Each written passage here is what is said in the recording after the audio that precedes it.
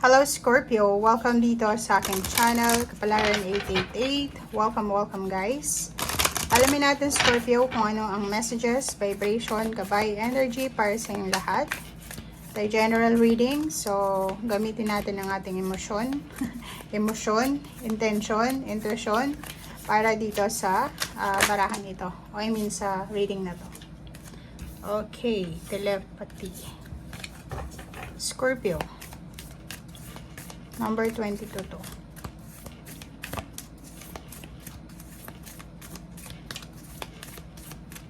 Kumuha tayo dito ng one card more. More card. Okay. Scorpio, kung makikita mo dito, meron kang dalawang baraha. Pero, yung barahang ito is nagsasabi ng balanse. 'Di ba? So, posibleng sa first 15 days ng February, makatanggap ka or makakatanggap ka ng communication. Any types ng communication like email, chat, call. Pero ang nakikita ko dito, mas magiging busy ka sa pakikipag-chat sa Facebook Messenger. Parang ganun. So, magbabago din yung perception mo sa buhay. Maraming magbabago sa buhay mo simula ngayong February.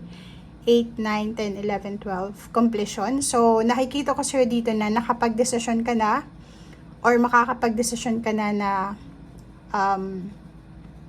makalaya or makakapag-desisyon ka na kunin kung ano yung deserve mo na paradise, kunin kung ano yung deserve mo na blessings, makapasok sa garden of paradise or makapasok sa garden of blessings or sa garden of fortune, 'di ba? Yung parang matagal mong pinaprocrastinate na pumasok sa ibang company, mag-apply ng trabaho, mag-business. So, ang dami-daming mga sources ng income, sources ng financial, ang naiisip mo dati. But, dahil sa procrastination, dahil sa mga negative attachment, commitment, hindi mo na itutuloy. But, sa first week ng February, decided ka na kung ano talaga ang gusto mong gawin sa buhay mo.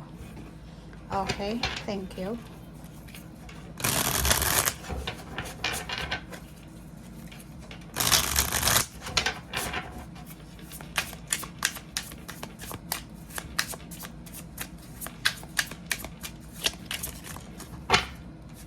Scorpio.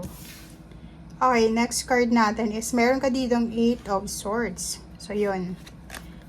So, it's confirmation, guys. So, yun, nakapag-decision ka na, Scorpio, na umalis sa restrictions. Diba? Parang, ang nakikita ko kasi dito, relationship to.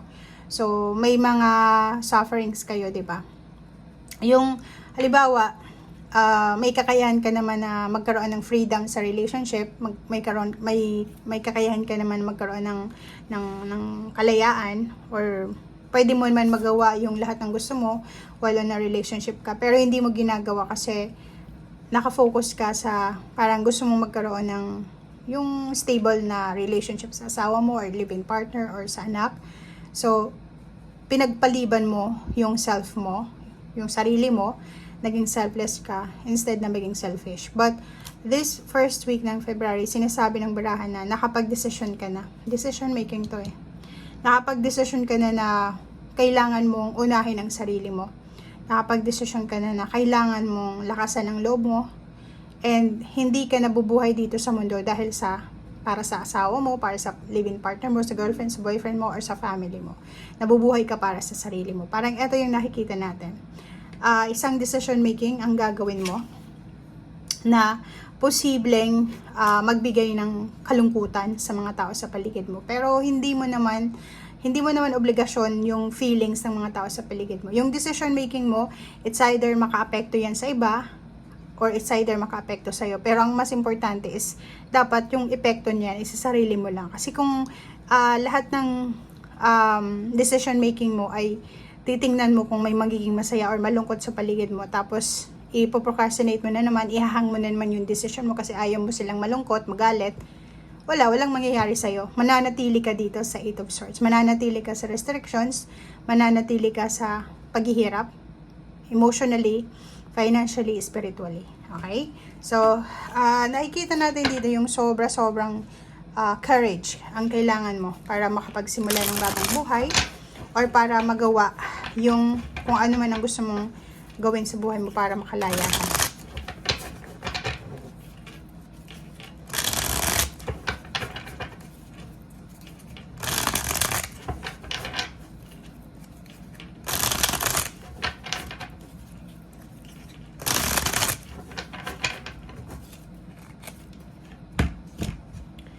Okay, Scorpio.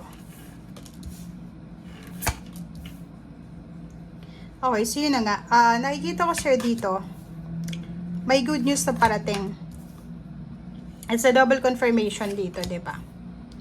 Ang good news na to is talagang magdadala to sa'yo ng pagbabago. So, like for example, feeling mo, stagnant na yung situation mo, feeling mo na nandito ka lang sa 8 of Swords, pero nagkakamali ka dyan. Kasi, kung makikita mo dito, same dito sa 8 of Wands, diba? Pareho lang sa 8 of Wands, itong telepathy na to na communication. Ang dami-daming happy news, happy thoughts, inspiration na posibleng maisip ka, maramdaman.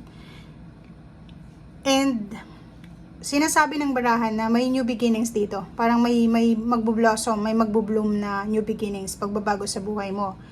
Kaso lang, bago ka makapagsimula, like sa trabaho, bago ka makalipat sa ibang trabaho or sa ibang company, dapat wala kang iniwan na obligasyon sa dati mong company.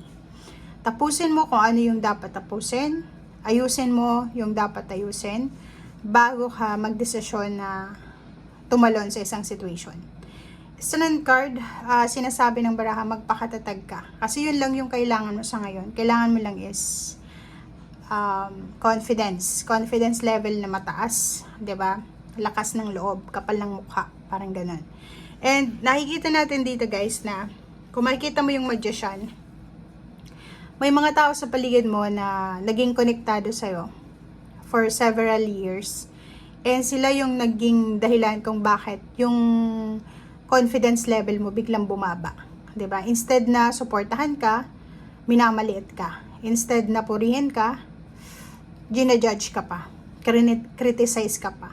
But this first 2 weeks ng February, may intindihan mo na walang masama sa'yo, walang problema sa'yo. Magaling ka, lahat ng ginagawa mo may purpose, lahat ng ginagawa mo may rason. So, nakikita ko sa'yo dito na maraming magbabago sa buhay mo na pwedeng maging dahilan ng celebration. So, magsa-celebrate ka. Ang dami-daming celebration. Like, siguro may mga relationship na magbabago. First time mo siguro mag-celebrate ng Valentine's Day.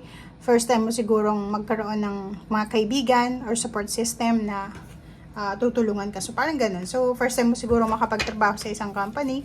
So, nakikita natin dito, maraming new beginnings ang posibleng mangyari sa'yo. Or naghihintay sa'yo.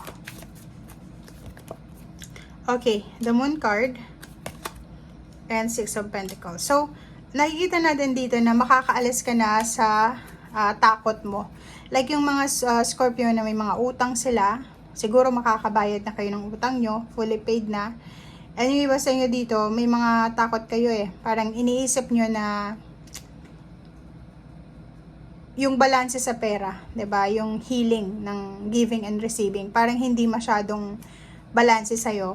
Yun yung kinakatakutan mo eh. Natatakot kang mawala ng relationship, natatakot kang hindi ka mahalin ng karelasyon mo, hindi ka alagaan, natatakot ka na baka mawalan ka ng trabaho, parang ganoon. So, wag kang matakot kasi kung makikita mo dito, maraming parating sa'yo na baraha. Maraming parating na baraha. Maraming parating na balita na pwedeng magdala sa'yo ng pera or pwedeng pagkakitaan. So, explore your horizon guys. Kasi masyado kang nakafocus dito sa stagnation eh. Hindi mo nakikita yung biyaya, yung fortune sa paligid mo kasi masyado kang nakafocus lang sa isang lugar, sa isang bagay, sa isang tao. And dito sa baraha mo, sinasabi na parating na. Parating na yung illumination, parating na yung freedom, parating na yung clarity. Isang decision lang, isang desisyon mo lang, biglang magbabago ang takbo ng buhay mo. Okay? So, yan ang sinasabi ng baraha. Thank you and see you again. Bye!